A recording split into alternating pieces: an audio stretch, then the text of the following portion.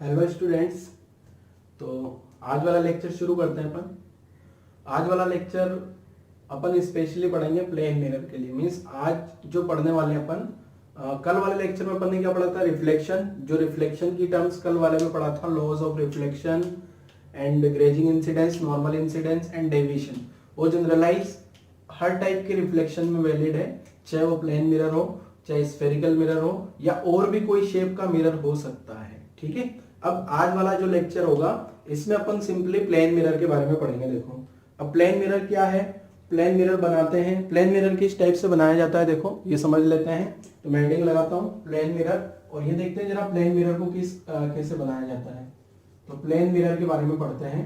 वैसे ये एनसीईआरटी के सिलेबस में तो नहीं है, बट फिर भी यहाँ से आपको जो है कॉन्सेप्ट क्लियर होने चाहिए। तो ये स्फेरिकल मिरर पढ़ने में भी आपको हेल्प मिलेगी अगर इसके कॉन्सेप्ट आपके क्लियर होंगे। तो देखो समझते हैं जरा प्लेन मिरर में क्या है। प्लेन मिरर किस टाइप से बनाया जाता है, देखो एक मान लो यहां पे कोई ग्लास प्लेट है। पहले तो मिरर फॉर्मेशन लिख देता हूं कि इस टाइप से मिरर होता है। आप सभी ने एक ग्लास प्लेट देखी होगी जो कि ट्रांसपेरेंट होती है। ठीक है, ये ग्लास प्लेट है, ट्रांसपेरेंट ग्लास। ठीक है, ये होती है किस टाइप से, ट्रांसपेरेंट। ठीक है, ट्रांसपेरेंट मींस इसमें आर पार दिख जाता है, और ये ग्लास प्लेट है। ठीक है, इस ग्लास प्लेट पे क्या होगा, एक साइड पे आपने नीचे वाली साइड पे कुछ पेंट कर दिया, ये पेंट कर दिया, इसको बोला जाता है पॉलिशिंग। ब्लैक पॉलिश कर दिया, या इसको सिल्वरिंग भी बोला जाता है, सिल्वर्ड। इसको क्या बोल सकता हूं, सिल्वरिंग। ठीक है, तो इस टाइप से होने के बाद अब ये जो ऊपर वाली सरफेस है ना, ऊपर वाली सरफेस से अगर कोई भी, अब इसकी थिकनेस, ग्लास प्लेट की थिकनेस बहुत कम होती है, तो यहां से जो भी लाइट रे आएगी वो इधर चली जाएगी। अब इस मिरर को जो है अपन जो है क्वेश्चंस में ऐसा नहीं बना के बार बार प्लेन मिरर को इस टाइप से बनाऊंगा मैं। ये प्लेन मिरर का मतलब क्या है, ये इस टाइप से प्लेन मिरर बना दिया। ऊपर वाली सरफेस जो है इसको रिफ्लेक्टिंग सरफेस बोला जाता है। रिफ्लेक्टिंग सरफेस इसलिए क्योंकि वहां से रिफ्लेक्शन होगा। अगर यहाँ से कोई लाइट रे आएगी, यहाँ से लाइट रे आएगी तो इधर से रिफ्लेक्शन होगा, यहाँ से कोई लाइट रे आएगी तो इधर रिफ्लेक्शन नहीं होगा, क्योंकि इधर वाली सरफेस जो है रफ सरफेस बन गई है। तो डिफ्यूज रिफ्लेक्शन होगा तो इमेज नहीं बनेगी। इधर से जो है ये ऊपर वाली सरफेस जो रिफ्लेक्टिंग सरफेस है वो परफेक्ट प्लेन सरफेस है, तो वहां से इमेज बनने वाली है। तो इस टाइप से इसको सिल्वरिंग बोलते हैं, या यहाँ पे पॉलिश कर दिया इस पे, या ब्लैक पेंट कर दिया, तो इस टाइप से जो है ग्लास प्लेट आ गई। आप एक्सपेरिमेंट करके घर पे देख भी सकते हैं। अगर आपके पास कोई ग्लास प्लेट है, जैसे नॉर्मल विंडो में देखना, विंडो में अगर ग्लास प्लेट है आप उसमें अपनी इमेज नहीं देख पाओगे। अगर उसके पीछे आप कुछ रख लेना, जैसे ऐसे हाथ रख लिया या फिर बुक वगैरह रख लिया विंडो के पीछे से। ठीक है, जैसे मैं बताता हूँ एग्जाम्पल किस टाइप से करना है आपको। जैसे मान लो ये ग्लास प्लेट आ गई, ये ग्लास प्लेट आ गई। अब ऐसे देखोगे ना ग्लास प्लेट में तो आपकी इमेज नहीं दिखेगी आपको। फिर आपको क्या करना है, या पीछे हाथ रख लेना है, फिर कोई और ऑब्जेक्ट रख लेना है जो ब्लैक कलर का, फिर ऐसे करके देखोगे तो आपकी इमेज दिख जाएगी। एक्सपेरिमेंट करके देखना घर पे ऐसा। ठीक है, तो ये ग्लास प्लेट से अपन ने प्लेन मिरर बना दिया। ठीक है, अब ये जो प्लेन मिरर है, और प्लेन मिरर अगर आपने देखा भी हो पीछे तो उसके पीछे पेंटेड होता है। तो ये प्लेन मिरर में और क्या खास बात है, देखो तो ये तो प्लेन मिरर का फॉर्मेशन है कि ग्लास प्लेट पे आपने एक साइड पे सिल्वर कर दिया तो प्लेन मिरर हो गया। ऐसे स्फेरिकल मिरर में ही बनाएंगे अपन। स्फेरिकल मिरर में क्या होगा, ये प्लेट जो है ऐसी स्फीयर शेप की होगी, और उसकी इनर या आउटर सरफेस को अपन सिल्वर कर देंगे, तो स्फेरिकल मिरर बन जाएगा। अब देखो प्लेन मिरर में जो ऑब्जेक्ट बना के बता देता हूं आपको। यहां से ऑब्जेक्ट का इमेज बना लेते हैं प्लेन मिरर में। ये मैंने प्लेन मिरर बना दिया। ठीक है, तो इस प्लेन मिरर में जो है एक ऑब्जेक्ट की इमेज बना लेते हैं। मान लो ऑब्जेक्ट मेरे पास में ये यहाँ पे आ गया, यहाँ पे O, और ये O है ऑब्जेक्ट, और आपको पता है ये ऑब्जेक्ट जो होगा वो रियल ऑब्जेक्ट होगा। यहाँ से मैंने एक रे ड्रॉ कर ली है, इंसिडेंट रे, ये नॉर्मल ड्रॉ कर लिया। यहाँ से रे टकराने के बाद इधर चली जाएगी, ये आ गई इंसिडेंट रे, ये डॉट डॉट डॉट डॉट के आ गए नॉर्मल, और ये रिफ्लेक्टेड रे आ गई। दूसरी रे अगर मैं बनाऊं तो जैसे मैंने दूसरी रे ये बना ली, दोनों जरूरी नहीं है दोनों रे सिमेट्रिकली जाए। दूसरी रे ये आ गई, ये टकराने के बाद ये रे इधर आ जाएगी।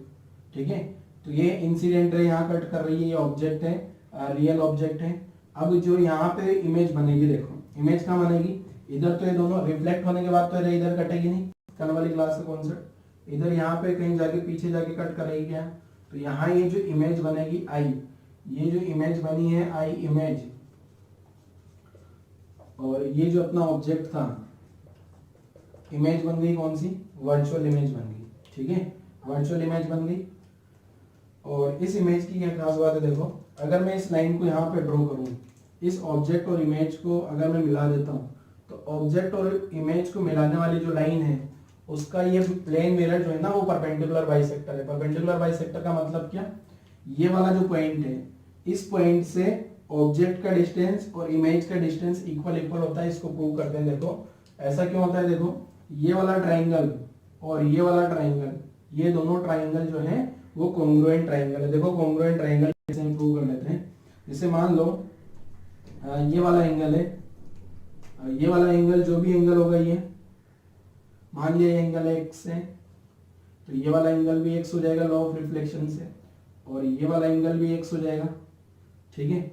और ये इसको यहाँ से एक्सटेंशन किया तो ये वाला एंगल भी क्या हो गया x, ठीक है। ऐसे ये वाला एंगल अगर y है तो ये नॉर्मल से ये वाला एंगल भी, ये वाला एंगल y बोला मैंने, ठीक है, ये दूसरी वाली रेंज जो चल रही है y, ये y और ये भी y हो गया, और इसको यहाँ से बढ़ाया तो ये भी y हो गया। मतलब इस ट्राइंगल में देखा जाए ना तो ये वाला जो ट्राइंगल है, ये वाला ट्राइंगल और ये वाला ट्राइंगल, ये एक एंगल तो ये बराबर बराबर हो गया। जैसे इस पॉइंट को नाम दे देता हूं मैं, इस पॉइंट का नाम है m और इस पॉइंट का नाम है n, ठीक है। तो इस ट्राइंगल में देखो एक तो ये वाला MOP, अगर मैं ट्राइंगल देखूं कौन सा, in triangle OMN and triangle IMN, इन दोनों ट्राइंगल में देखा जाए, ठीक है। नाम है चैप्टर का ज्योमेट्रिकल ऑप्टिक्स, तो हल्की फुल्की ज्योमेट्री लगेगी। देखो ट्राइंगल में क्या क्या ज्योमेट्री लगानी है आपको, देखो एक तो ये जो ट्राइंगल आ रहा है MON जो ट्राइंगल है वो किसके बराबर हो गया, MIN के बराबर हो गया क्या, एक तो ये आ गया, ठीक है। दूसरा अगर देखा जाए एक ट्राइंगल बराबर बराबर हो गया, दूसरा अगर मैं ट्राइंगल देखूं, एक ट्राइंगल ये बराबर हो गया और OMN इक्वल टू IMN, ये जो दोनों ट्राइंगल है ये 90 माइनस x है, ठीक है।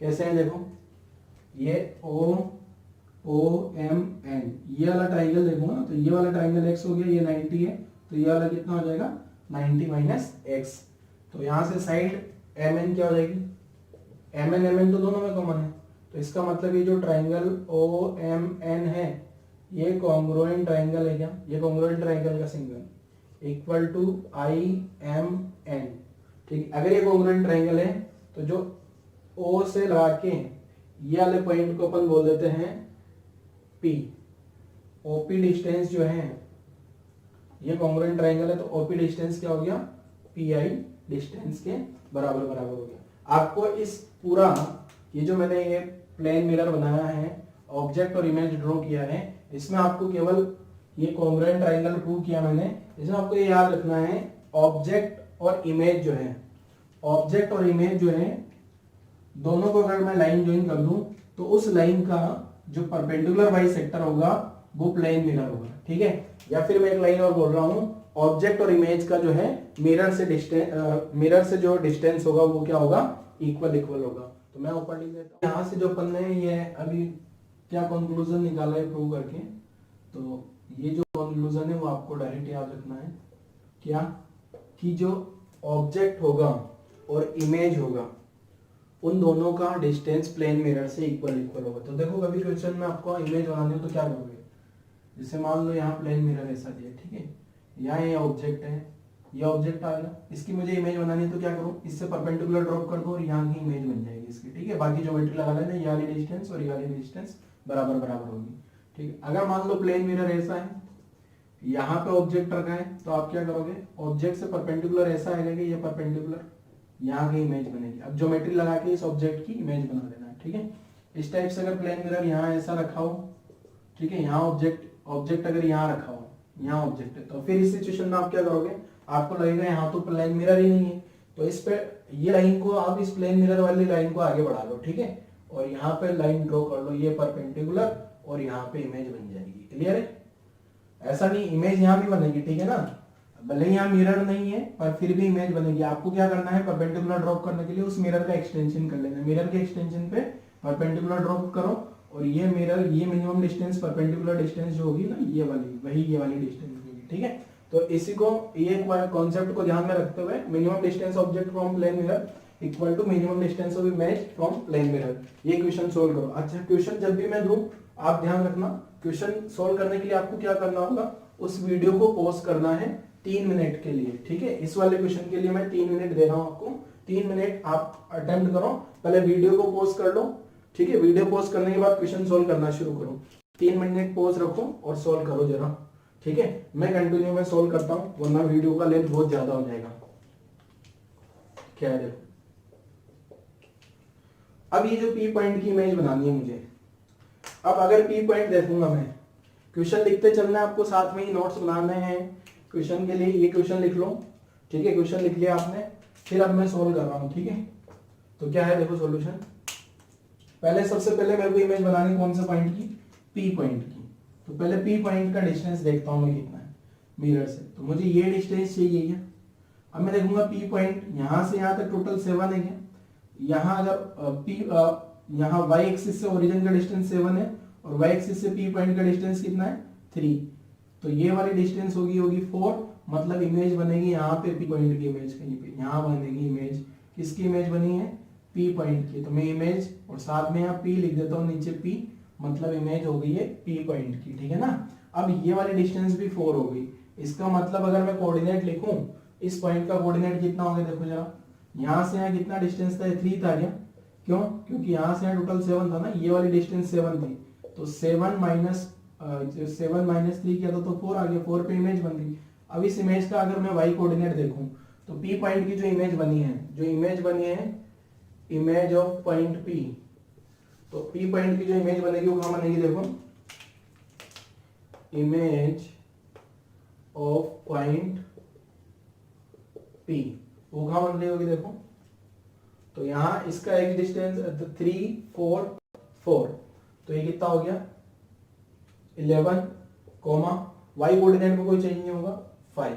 मेरा ऐसी सिचुएशन में रखा है कि उसका y कोऑर्डिनेट में कोई भी चेंजेस नहीं होने वाले, ठीक है। ऐसे ही मैं अगर दूसरा पॉइंट लिखूं, कौन सा, पॉइंट Q, जो कि ओरिजिन पे है क्या, ओरिजिन वाला में, अभी मैंने बोला था कि अब देखो आपको लगेगा मिरर तो सर यहीं तक है, मिरर यहीं तक है, तो मिरर का एक्सटेंशन तो आ रहा है ना नीचे तक, मिरर का एक्सटेंशन है, तो ये वाली डिस्टेंस कितनी हो जाएगी, अगर मैं Q पॉइंट की बात करूं, तो ये यहाँ से यहाँ तक की डिस्टेंस कितनी है, 7 हो गई है, तो इमेज यहाँ से 7 इधर बन जाएगी, यहाँ इमेज बन जाएगी, यहाँ इमेज बनेगी कौन से पॉइंट की, Q की, तो ये 7 हो गया, तो Q पॉइंट की जो इमेज होगी वो कितना दूरी पे आ गई, Q पॉइंट का इमेज देखोगे तो ये आ गई 14,0 पे, एंड लास्ट पॉइंट जो है R, उसका इमेज देख लेते हैं जरा।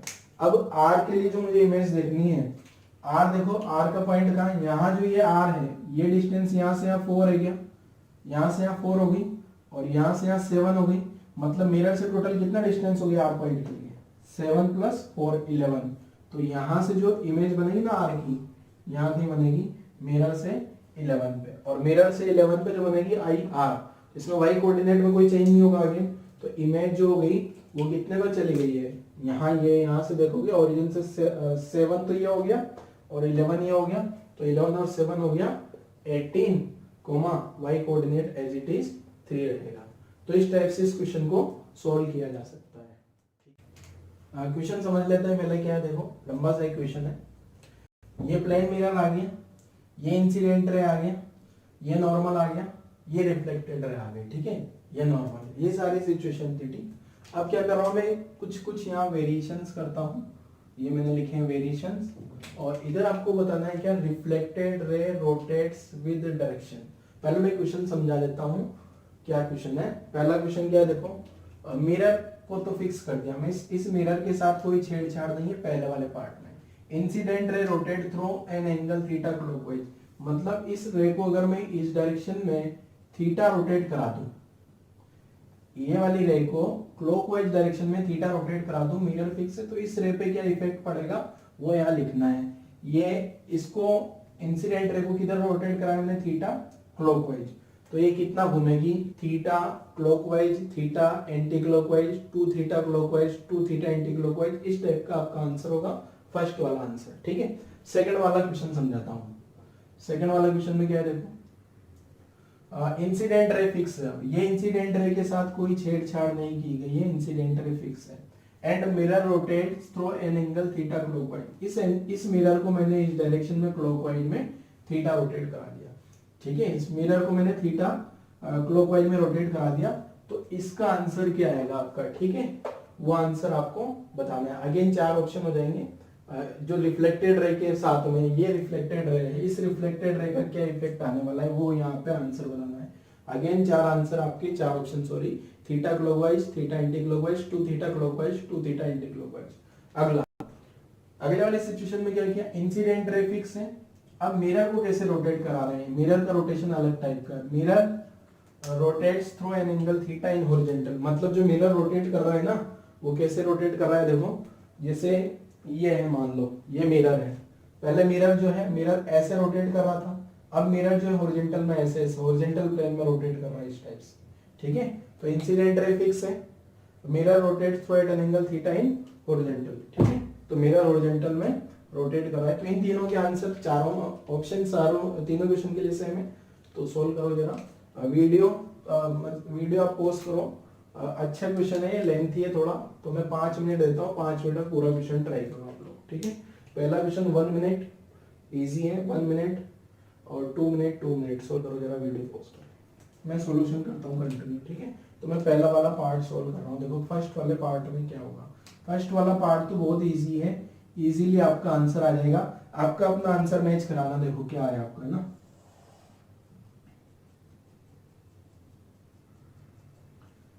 यहाँ पे क्या है, मैंने ये पहली बात तो ये नॉर्मल और ये मैंने इंसिडेंट रे बना दी।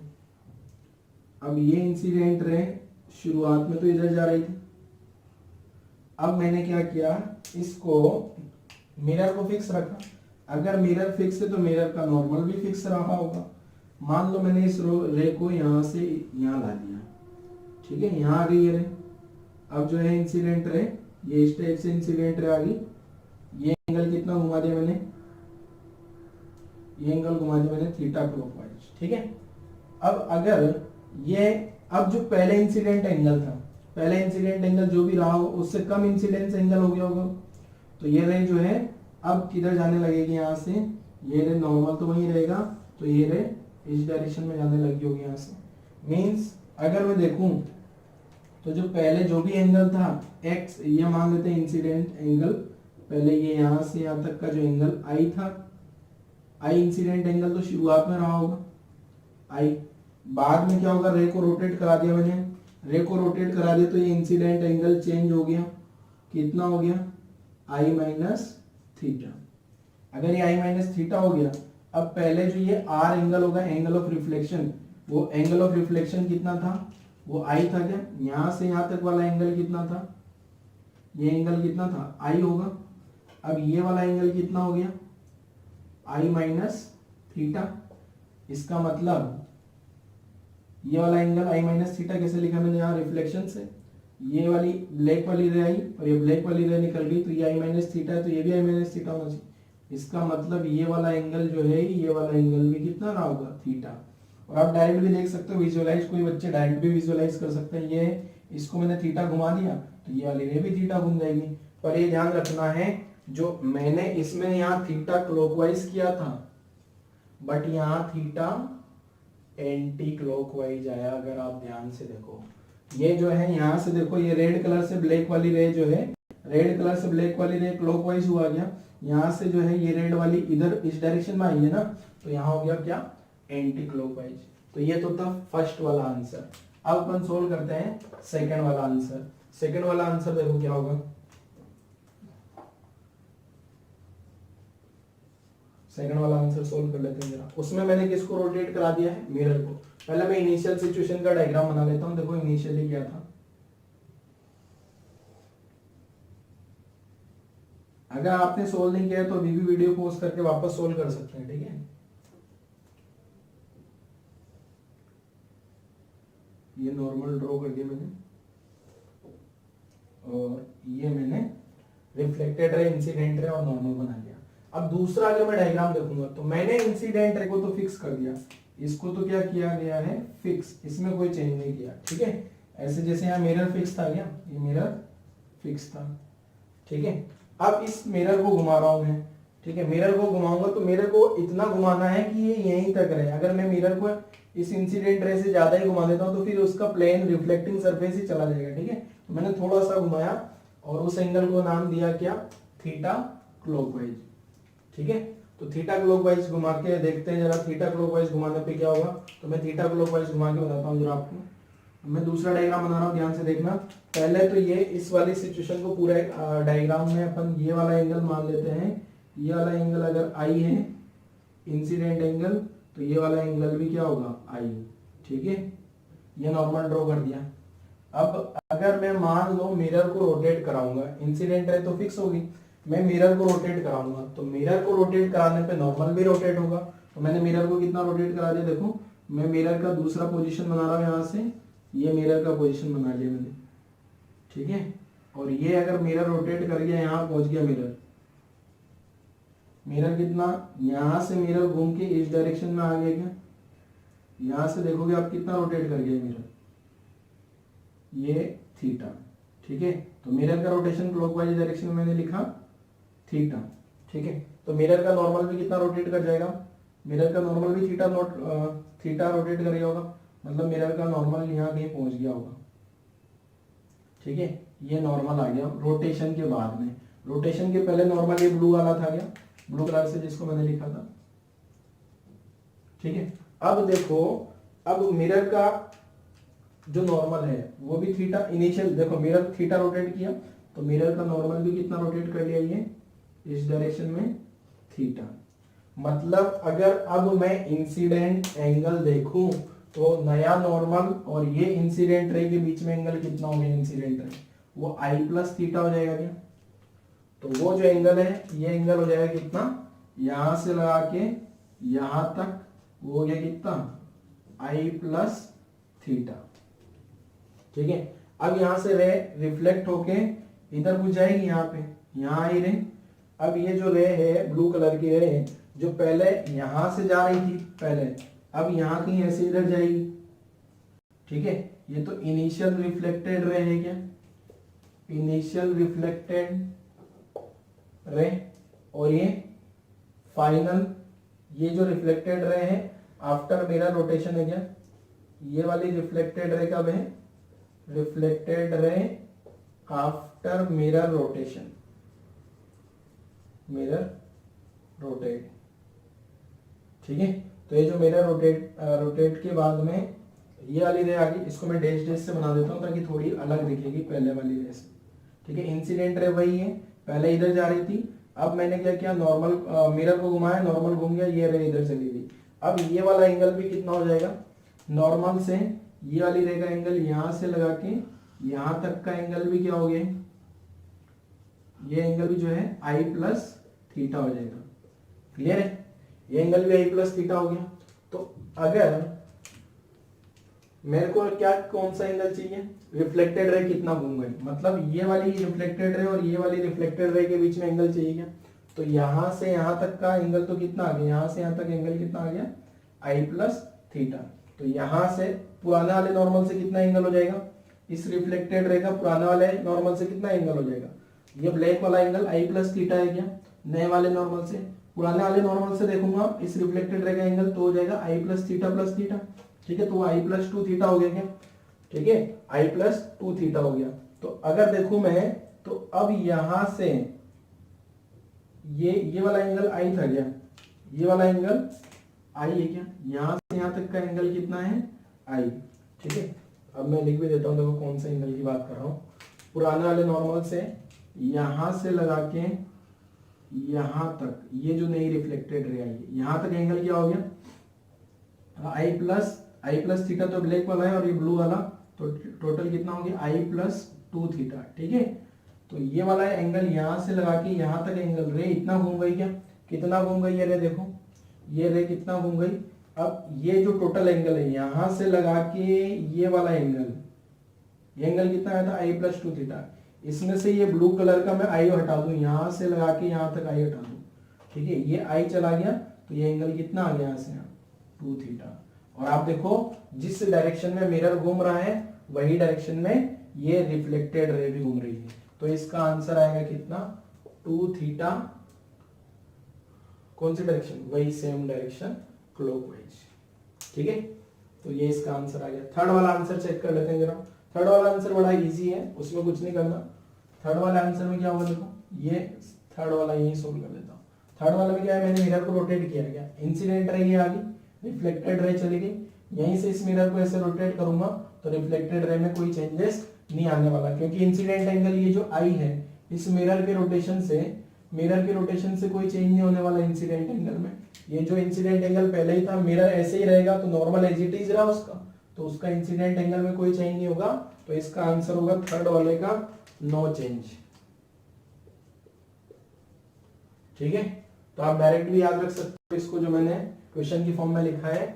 वापस से रिपीट कर रहा हूं, अगर इंसिडेंट रे घूमेगी तो रिफ्लेक्टेड रे भी घूमेगी सेम एंगल से अपोजिट डायरेक्शन में। ठीक है, मिरर घूमेगा तो जितना मिरर घूमेगा ना उससे डबल घूमेगी रिफ्लेक्टेड रे सेम डायरेक्शन में। अगर मिरर खुद के प्लेन में घूम रहा है तो रिफ्लेक्टेड में कोई चेंज नहीं आएगा। अब अपन समझ लेते हैं फील्ड ऑफ व्यू क्या है। देखो फील्ड ऑफ व्यू का मतलब ये है कि ऑब्जर्वर का पोजीशन क्या हो कि वो इमेज को देख पाए।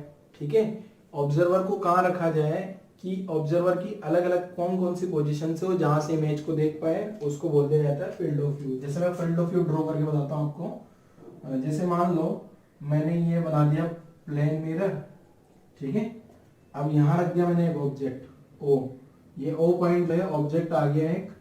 अब इस ऑब्जेक्ट की इमेज जो है कहां कहां से देखी जा सकती है, ऐसा कौन कौन सा रीजन है जहां से इसका इमेज देख सकता हूं मैं। तो मैं क्या करता हूं, यहां से ये एक रे तो यहां तक जा सकती है मैक्सिमम, और ये वाले एंड पे यहां तक आ सकती है क्या रे, यहां, तो यहां दोनों जगह रिफ्लेक्शन करा देता हूं मैं। यहां से टकरा के रे इधर जा रही होगी और यहां नॉर्मल, और यहां से रे टकरा के जो है नीचे जा रही होगी इधर, ये वाली रे जो है ऐसे कुछ जा रही होगी यहाँ पे। ठीक है, रिफ्लेक्शन करा दिया। तो ये जो रेज है मींस अगर ऑब्जर्वर यहाँ पे होगा, ये जो रिफ्लेक्टेड रे इमेज कौन देख पाएगा, ये जो इमेज बना रहा हूं मैं, यहाँ इमेज यहाँ बनेगी परपेंडिकुलर डिस्टेंस पे, इक्वल डिस्टेंस पे। ये आई जो इमेज बनी है ये इमेज कौन देख पाएगा, जो जिसके पास रिफ्लेक्टेड रे पहुंच रही है वो देख पाएगा। मतलब अगर मैं डार्क करूं तो ये वाला जो रीजन है यहां से ये जो रीजन है यहां तक ये जो मैंने रेड कर दिया है ये वाला रीजन, इस रीजन को फील्ड ऑफ व्यू बोला जाता है। इस रीजन में अगर ऑब्जर्वर की आंख है तो वो इमेज को देख पाएगा। ठीक है, ये जो मैंने रेड वाला रीजन किया है, यहाँ पे अगर ऑब्जर्वर की आंख होगी आई तो देख पाएगा, वरना नहीं देख पाएगा। ठीक है, यहाँ पे अगर ऑब्जर्वर की आई है, मान लो मैंने एक ऑब्जर्वर की आई बना रहा हूं यहाँ पे, यहाँ ऑब्जर्वर की आंख है ये इस टाइप से, ऑब्जर्वर नहीं बना रहा, आंख बना दिया बस, तो उसको इमेज नहीं दिखेगी। यहाँ पे अगर उसकी आंख होती है ऑब्जर्वर की तो उसको इमेज दिख जाएगी, यहाँ भी इमेज दिख जाएगी, बट यहाँ इमेज नहीं दिखेगी। यहाँ पे अगर कोई ऑब्जर्वर यहाँ पे उसकी आंख है तो उसको भी इमेज नहीं दिखेगी। ठीक है ना, ये इमेज, क्योंकि उसके पास तो रिफ्लेक्टेड रेज ही नहीं आ रही। ठीक है, तो ये जो फील्ड ऑफ व्यू है, फील्ड ऑफ व्यू का जो डेफिनेशन अपन ने लिखा है क्या, region in which observer's eye must be present in order to view the image of object is called field of view. तो ये था field of view. Field of view का मतलब अब आपको समझ आ गया होगा। एक क्वेश्चन में लिखता हूं, देखो आपको क्या करना है, ड्रॉ, जैसे मैंने वो रेड कलर करके ड्रॉ किया है ना, ऐसा ड्रॉ करना है आपको। Draw field of view for object भी बना रहा हूं, उस ऑब्जेक्ट के लिए फील्ड ऑफ व्यू ड्रॉ करो आप जरा। अब मैं ये वाले क्वेश्चन में क्या कर रहा हूं, ये जो प्लेन मिरर बनाया, इस सिचुएशन में मैंने ऑब्जेक्ट को यहां रख दिया ऊपर। तो इस सिचुएशन में आपको ये देखना है कि जो इस ऑब्जेक्ट का फील्ड ऑफ व्यू है, मींस फील्ड ऑफ व्यू का मतलब वापस से रिपीट कर रहा हूँ, इस ऑब्जेक्ट की इमेज कहाँ कहाँ से देखी जा सकती है, इस प्लेन मिरर में। तो इस प्लेन मिरर के लिए आपने फील्ड ऑफ व्यू ड्रॉ करना है। तो 1 मिनट के लिए वीडियो पॉज करो और ड्रॉ करके देखो जरा, बड़ा इजी है, ये हो जाएगा। तो आप, मैं सोल्व करता हूँ देखो कंटिन्यूअसली। तो कैसे सोल्व कर रहा हूँ देखो, यहाँ से रे कैसे जा सकती है देखो, एक रे तो इस एंड पे पहुंच सकती है, इंसिडेंट रे, ये नॉर्मल ड्रॉ कर लिया मैंने, ये रे टकरा के इधर आ रही होगी ऐसे, दूसरी रे यहाँ आ गई इंसिडेंट रे, यहां से टकरा के ये इधर जाएगी क्या रे, ठीक है। मतलब रिफ्लेक्टेड रे के लिए देखा जाए तो रिफ्लेक्टेड रेज जो है वो ये वाला रीजन जो है, रिफ्लेक्टेड रेज यहाँ आ रही है कि केवल, इसके अलावा और कोई रीजन नहीं है जहाँ रिफ्लेक्टेड रेज पहुंच रही है। मतलब ये मैंने रेड रेड जो किया है वो फील्ड ऑफ व्यू आ गया। इसका मतलब अगर मान लो कोई ऑब्जर्वर की आंख अगर यहाँ होती है, यहाँ अगर ऑब्जर्वर है तो ये जो है इमेज को देख पाएगा, ये वाला ऑब्जर्वर इमेज को देख पाएगा, क्योंकि ये जो इमेज बन रही होगी ये इधर, अगर मैं इमेज भी ड्रॉ करूं तो इमेज कहाँ होगी इसकी इमेज जो बनेगी यहाँ पे ऐसा पीछे पीछे बढ़ा दिया, यहाँ कहीं इमेज होगी। इमेज के लिए मैंने क्या किया, ये लाइन ड्रॉ कर ली, ठीक है। इस मिरर से जितना डिस्टेंस पे ये ऑब्जेक्ट है उतना ही डिस्टेंस पे इमेज बनेगी, यहाँ इमेज बना दी मैंने, ठीक है, ये इमेज बन गई आई, ठीक है। तो रे डायग्राम ड्रॉ करना आना चाहिए आपको, रे डायग्राम ड्रॉ करके इमेज बना ली मैंने ये। अब ये इमेज जो है कौन देख पाएगा, ये वाला ऑब्जर्वर तो देख पा रहा है, बट अगर ऑब्जर्वर यहाँ होगा तो ये वाला ऑब्जर्वर, यहाँ पे जो ये आंख है, मैंने ऑब्जर्वर की आंख बनाई है, ये वाली आंख जो है उस इमेज को ऑब्जर्व नहीं कर पाएगी, देख नहीं पाएगी। बस ये रेड रीजन जो बनाया है ना मैंने रेड कलर का, जो रिफ्लेक्टेड रेज जो आई है उस रीजन में अगर ऑब्जर्वर की आंख होगी तो ही इमेज दिखेगी, इसको बोला जाता है फील्ड ऑफ व्यू। क्वेश्चन देखते हैं तो क्या है देखो, क्वेश्चन में दिया है प्लेन मिरर है, प्लेन मिरर का पोजीशन दिया है 5,3 lower position, plane mirror Y axis के पैरेलल है, ये कोऑर्डिनेट से पता लग गया, ठीक है, ये 5 है और ये 5 है, 5,7। ऑब्जेक्ट रखा है ओरिजिन पे, ठीक है। तो आपको क्या बताना है, find the region on Y axis, ये वाई एक्सिस पे वो रीजन बता दीजिए, find the region on Y axis in which reflected rays are present, ठीक है। ऑब्जेक्ट ओरिजिन पे दिया है, मींस रिफ्लेक्टेड रेज जो है कहां से कहां तक प्रेजेंट होगी, ठीक है, वाई एक्सिस पे। तो अगर आपको क्या करना है, वीडियो पॉज करो, पहले क्वेश्चन लिख लीजिए, फिर उसको सोल्व करो, 3 मिनट का टाइम है, मैं कंटिन्यू सोल्व करता हूं। तो देखो क्या करना है, ये आ गई इंसिडेंट रे, लोअर पॉइंट पे इंसिडेंट रे आ गई है, ये मैंने नॉर्मल ड्रॉ कर दिया क्या, ये नॉर्मल ड्रॉ कर दिया मैंने। अब ये नॉर्मल ड्रॉ करने के बाद क्या होगा, ये इंसिडेंट रे रिफ्लेक्ट होकर इधर जाएगी क्या।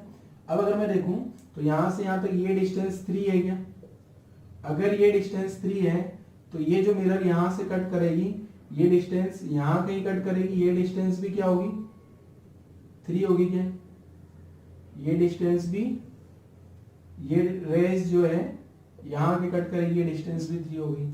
मतलब ये जो ऑब्जेक्ट है, इस ऑब्जेक्ट का यहां से मैंने रिफ्लेक्शन कराया है, वो इस पॉइंट पे कट किया, ठीक है। ये डिस्टेंस 3 है तो ये डिस्टेंस भी 3 होगी, ठीक है। ये ट्राइंगल जो है, ये वाला ट्राइंगल और ये वाला ट्राइंगल की ज्योमेट्री से देख लिया, ठीक है। दूसरा मैं क्या कर रहा हूँ, यहाँ पे रे को इंसिडेंट करा दिया।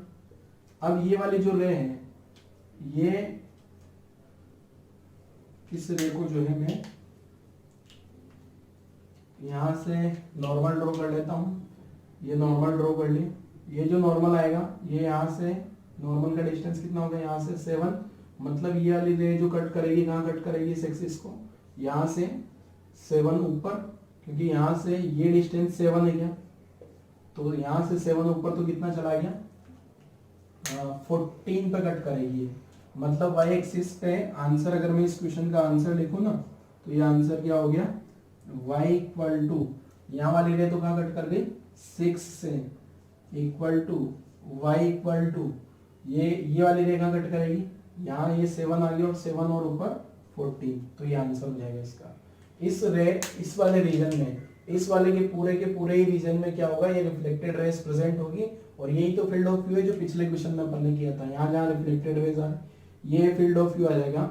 यहाँ मैं ड्रॉ करके बताता हूँ रेड कलर से वापस से, इस ऑब्जेक्ट का फील्ड ऑफ व्यू अगर मैं देखूं तो ये इस टाइप का फील्ड ऑफ व्यू हो गया इसका, ये फील्ड ऑफ व्यू हो गया, ठीक है।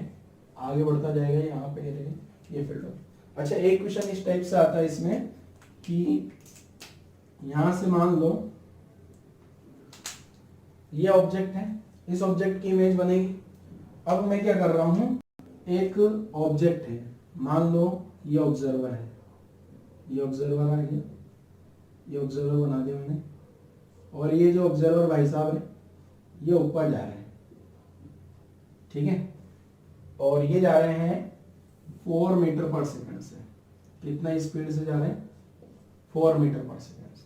तो क्वेश्चन ये पूछा जाता है कि ये जो ऑब्जर्वर है, पहले तो ये देखते हैं कि ये ऑब्जर्वर जो है ना, इस ऑब्जर्वर को कितनी देर तक इमेज दिखेगी। ये जो ऑब्जेक्ट की इमेज बनेगी वो यहां से यहां तक बनेगी, तो इस ऑब्जर्वर को कितनी देर तक इमेज दिखने वाली है। तो सोचो जरा आंसर क्या होगा। वापस क्वेश्चन रिपीट करता हूं, ये ऑब्जर्वर अगर ऊपर जाता है, यहां से जा रहा है, ये कांस्टेंट स्पीड 4 मीटर पर सेकंड से जा रहा है, ये ऊपर जा रहा है, ऊपर जा रहा है, ऊपर जा रहा है, ये हॉरिजॉन्टल प्लेन मान लेना। ऐसा नहीं सर ये तो ग्रेविटी के कारण नीचे गिर जाएगा धड़ाम से, ऐसा नहीं होगा, ठीक है। ये आपको क्या मान लेना है, ये हॉरिजॉन्टल प्लेन है, हॉरिजॉन्टल प्लेन मान लो आप, और ये चेक करो कि ये जो ऑब्जर्वर ऊपर जाएगा इसको कितनी देर तक इमेज दिखेगी, ठीक है। ट्राई करो जरा, मैं सोल्व करता हूं। देखो अब देखो क्या होगा, ये अभी इसको इमेज नहीं दिख रही होगी, इमेज नहीं दिख रही होगी, यहाँ ऑब्जेक्ट दिख रहा होगा पर ऑब्जेक्ट की इमेज नहीं दिख रही होगी। ऊपर जाएगा, ऊपर जाएगा, यहाँ तक इमेज नहीं दिखेगी, यहाँ तक इमेज नहीं दिखेगी, इस पॉइंट से इमेज दिखना शुरू होगी, मतलब यहाँ से इमेज दिखेगी।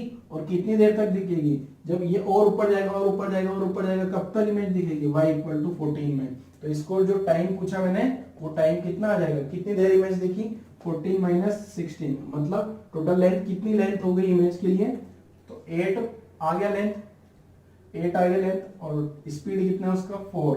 अगर मैं कोऑर्डिनेट मीटर में मान लूं तो ये 8 मीटर हो गया और 4 मीटर पर सेकंड, मतलब उसने 2 सेकंड तक उस इमेज को देखा होगा इस ऑब्जेक्ट की, जब तक वो फील्ड ऑफ व्यू में रहा है, ठीक है। एक क्वेश्चन तो ये हो गया। अच्छा, क्या मैथ्स वाले बच्चों के लिए इस क्वेश्चन में और अच्छा बनाया जा सकता है क्या, ये ऑब्जर्वर को कोई पर्टिकुलर स्ट्रेट लाइन के साथ चला दे, कि ऑब्जर्वर जो है y=3x+4 लाइन पे चल रहा है, ठीक है। ये y=3x+4 लाइन ड्रॉ करनी पड़ेगी आपको पहले, तो y=3x+4 लाइन कौन सी हो जाएगी, इस टाइप की लाइन हो जाएगी, ये y=3x+4 लाइन होगी। तो आपको वापस यही क्वेश्चन, कितनी देर तक, ये अब ऑब्जर्वर को यहाँ बिठा दिया, ये ऑब्जर्वर को कितनी देर तक इमेज दिखेगी, तो आप क्या करोगे, ये एक लाइन तो ये हो गई, इस स्ट्रेट लाइन का इक्वेशन लिखो, इस स्ट्रेट लाइन का इक्वेशन लिखो, ये इंटरसेक्शन पॉइंट ढूंढो, दोनों के बीच में डिस्टेंस फॉर्मूला लगा लो, अपॉन स्पीड कर लेना, तो उस टाइप का आंसर भी आ जाएगा, ठीक है। क्वेश्चन में ऐसा भी किया जा सकता है, देखो मान लो ये जो मिरर है, ये मिरर यहीं पे है, और ये ऑब्जेक्ट को यहाँ कहीं बना दिया, इसे 5,3 पे था और ये 5,7 पे है, और ऑब्जेक्ट को अगर मैं यहाँ बना लेता हूँ, यहाँ अगर ऑब्जेक्ट यहाँ होता, और ऑब्जेक्ट का कोऑर्डिनेट भी लिखना पड़ेगा 2,0, यहाँ ऑब्जेक्ट ओरिजिन पे नहीं हो, तो फिर क्या करना होगा आपको, फिर इस सिचुएशन में भी आप क्या करोगे, ये इंसिडेंट रे बना लिया आपने, इंसिडेंट रे, ये नॉर्मल ड्रॉ किया, खुद से ड्रॉ करके देखो पहले वाई कोऑर्डिनेट क्या क्या आएंगे, वाई पे सेम क्वेश्चन है, ऑब्जेक्ट ऐसा कर दो, ठीक है। क्वेश्चन क्या है, find the region on Y axis which reflected rays are present, ठीक है, जहां जहां रिफ्लेक्टेड रे है, ऑब्जेक्ट 2,0 पे पहला ओरिजिन पे था, ठीक है। तो अब क्या करना होगा, देखो इस क्वेश्चन के लिए आपको मैं सोल्व कर देता हूं। ये डिस्टेंस कितनी होगी यहां से यहां तक, 3 हो गई क्या डिस्टेंस, ये डिस्टेंस 3 हो गई, तो अब ये जो y एक्सिस पे आएगी ये याद नहीं होगा, तो ये डिस्टेंस 3 नहीं होगी, अब ये डिस्टेंस 3 नहीं होगी, क्या होगी, देखो ये वाला एंगल जो होगा, ये एंगल x मान लिया, तो ये वाला एंगल भी क्या होगा x, तो मैं यहां से ये वाला एंगल को इक्वल इक्वल करा के देखता हूं, ठीक है। अब मेरे को यहां से यहां तक की डिस्टेंस पता है, यहां से लगा के ये वाला एंगल भी x हो गया, तो 10x क्या लिख दिया, देखो मैंने ये वाले डायग्राम से, ये डिस्टेंस कितनी हो गई 3 अपॉन यहां से यहां तक की डिस्टेंस कितनी होगी 3, ठीक है। तो ये एंगल आ गया 1, तो एंगल आ गया 45 डिग्री, 45 डिग्री आ गया, तो ये वाले ट्राइंगल में भी लगाता हूं मैं। अब यहां से यहां तक की डिस्टेंस कितनी है, यहां से लगा के यहां तक डिस्टेंस 5 है, तो ये डिस्टेंस भी कितनी आ गई 5, मतलब इस पॉइंट से इमेज देखना शुरू होगी y=5, तो ये हो गया 3, इसका आंसर होगा y=8 से इमेज देखना शुरू होगी, और कहां तक दिखेगी ये भी चेक कर लेते हैं। ऐसी सेम कहानी अब मैं इस पॉइंट के साथ भी लगा लेता हूं, तो इस पॉइंट के साथ देखो यहाँ पे ये पॉइंट आ गया, ये पॉइंट कहाँ होगा 7 पे, 7 वाला पॉइंट नॉर्मल यहाँ कहीं होगा, ये यहाँ पे नॉर्मल आ गया 7 वाला, तो ये वाली लाइन इधर जा रही होगी, पहले तो इंसिडेंट रे बना ली मैंने, ये यहाँ वाला एंगल y बना लिया, ये एंगल भी y होगा, तो मैं 10y लिख लेता हूँ, 10y कितना आ रहा है देखो वाई एंगल मान लिया ना, tan y आ गया। तो tan y कितना आ गया देखो, यहां से लगा के यहां तक की डिस्टेंस तो आ गई, यहां से यहां तक 7 अपॉन यहां से यहां तक कितनी हो गई है 3। तो ठीक है, ये मैंने यहाँ से ऐसे ऐसे बनाया ना, तो ये एंगल y है, तो मैं यहाँ से यही समझ लूँ ये एंगल भी y होगा। तो tan y कितना हो गया 7/3। अब इधर से tan y देखो तो कितना आएगा, यहाँ से डिस्टेंस आएगी वो, ठीक है, यहाँ से कितना डिस्टेंस आएगी, मान लिया मैंने y2 मान लिया उसको, ये y1 डिस्टेंस थी, ठीक है, इसको y2 मान लिया। तो ये y2 डिस्टेंस अपॉन यहाँ से यहाँ तक की डिस्टेंस कितनी है 5, तो y2 का वैल्यू कितना आ गया 35/3। 35/3 करूंगा तो कितना हो जाएगा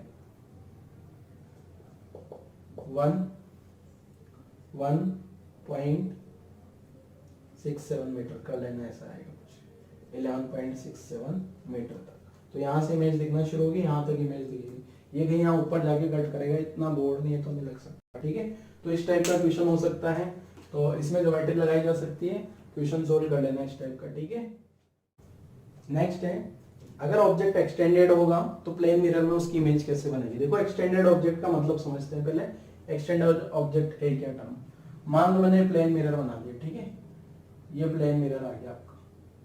अब अगर एक्सटेंडेड ऑब्जेक्ट है, मान लो ये इस टाइप का ऑब्जेक्ट है कोई, यहां से ऑब्जेक्ट गया और ये एरो लगा दिया, ठीक है। तो ऐसे सिचुएशन में आपको क्या करना है, इस एक्सटेंडेड ऑब्जेक्ट को, ये जो एक्सटेंडेड ऑब्जेक्ट बनाया है मैंने, इस एक्सटेंडेड ऑब्जेक्ट पे इनफाइनाइट पॉइंट्स मान लेने आपको, और हर पॉइंट की इमेज बना लेनी है।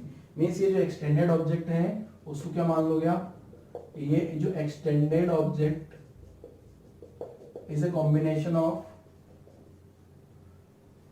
Extended object is combination of infinite point objects, infinite point objects. आपको इनफाइनाइट पॉइंट ऑब्जेक्ट्स मान के उस एक्सटेंडेड ऑब्जेक्ट की इमेज बना लेनी है।